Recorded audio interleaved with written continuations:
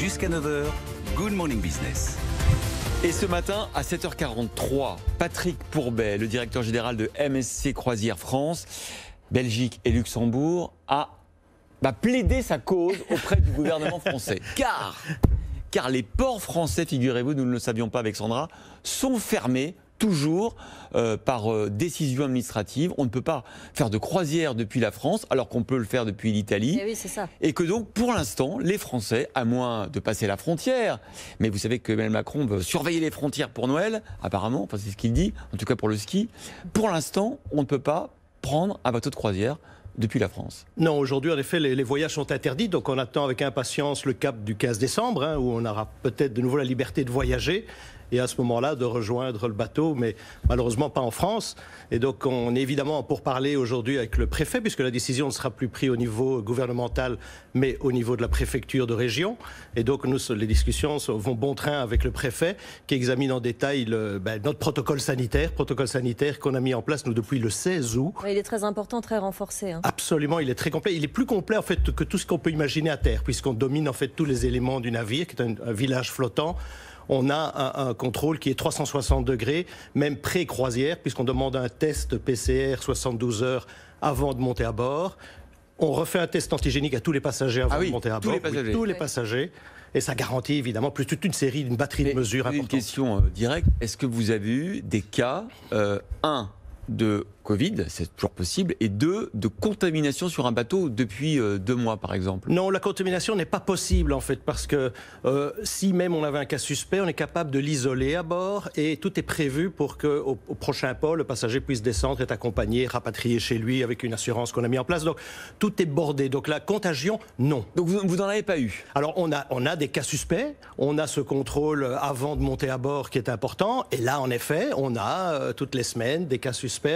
Si le test antigénique est positif, on refait un test PCR qui est plus probant par la suite immédiatement. Si là vraiment c'est une double positivité, on rapatrie le passager, il est remboursé, donc il est couvert de ses frais. C'est absolument essentiel parce que c'est tout un écosystème qui vit sur vos bateaux. Il y a les restaurants, il y a les spectacles qui sont maintenus. Tout vit en fait sur le bateau, absolument. Contrairement à terre. Exactement, et donc c'est pour ça qu'il faut être extrêmement vigilant, et pour ça qu'on a poussé ce protocole beaucoup plus loin que ce qu'on nous demandait, plus loin que ce que nous demandaient les gouvernements, les institutions sanitaires.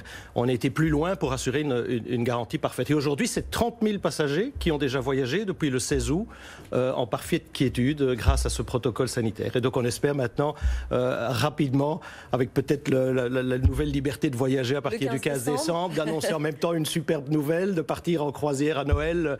Au départ de Marseille, ce serait fantastique. Ce sera peut-être un peu court, mais dans ces eaux-là, en tout cas, on l'espère. Je ne veux pas jouer les rabat-joie, Patrick Pourbet, mais vous allez dire au gouvernement que vous proposez pour Noël des bateaux où on peut aller au restaurant, on peut aller au spectacle. Ça va être compliqué à plaider, non ? Non, je ne pense pas, parce qu'à partir du moment où on a la distanciation sociale et que le protocole sanitaire est au point, puisque c'est de ça dont il s'agit, en fait, c'est les limites de tout ce qui existe aujourd'hui, c'est un protocole qui est complètement dominé ou pas. À partir du moment où on a fait voyager 30 000 passagers depuis maintenant près de 4 mois, sans encombre, bien on a prouvé, je pense qu'on est capable en effet d'assumer la tâche. Quelle est la situation pour MSC depuis le début de l'année? Comment va se terminer cet exercice 2020? Alors extrêmement compliqué, vous l'imaginez bien, depuis le 15 mars, entre le 15 mars et le 15 novembre, l'association des croisiéristes estime qu'en France, la perte a été de 2,3 milliards. Donc vous imaginez, c'est 7 700 emplois impactés.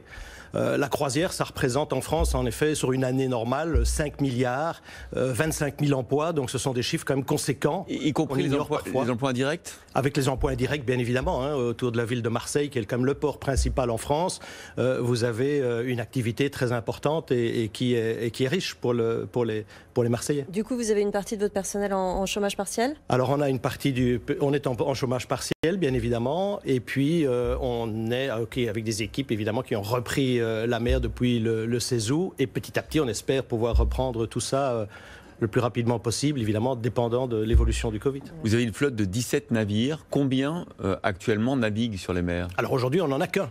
Qu'un. On n'en a qu'un, C'est le malheureusement. Grandiosa. C'est le Celui Grandiosa. qu'on voit derrière nous pour Voilà. ceux qui sont sur RMC Story. C'est le seul qui est en mer. C'est le seul qui est en mer Ça veut aujourd'hui. dire que 16 bateaux sur 17 sont restés au Exactement. port. Ah ouais. 16 bateaux sur 17, malheureusement. Et Notre du- fierté, notre flotte française, hein, puisque 15 sur les 17 sont construits à Saint-Nazaire. Ah oui, au chantier de Là l'Atlantique. aussi, l'impact économique, vous l'imaginez. Vous avez lancé vos appels pour les tours du monde, mais 2023, vous reportez les réservations de 2021 et Alors, 2022 sur 2023 Vous mentionnez le Tour du Monde, ça nous crève le cœur parce que vous savez, normalement début janvier, nous devions partir avec un Tour oui. du Monde formidable, quasiment 4 mois en mer. La majorité des clients sont français, puisque c'est la France qui donne le plus de passagers, je veux dire, à cette croisière mythique. C'était près de 800 Français qui devaient partir, malheureusement annulation. On a proposé, en fait, on a composé un Tour du Monde 2023 qui sera identique à 2021. Et donc, ce qui est formidable aujourd'hui, c'est de comprendre, puisqu'on l'a annulé il n'y a pas si longtemps que ça, et donc, en fait, 80% déjà des passagers du Tour du Monde 21 se sont reportés sur 2023. Ils patientent avec nous. Bon, mais écoutez, merci beaucoup Patrick Pourbet, Merci. directeur général de MSC Croisière France.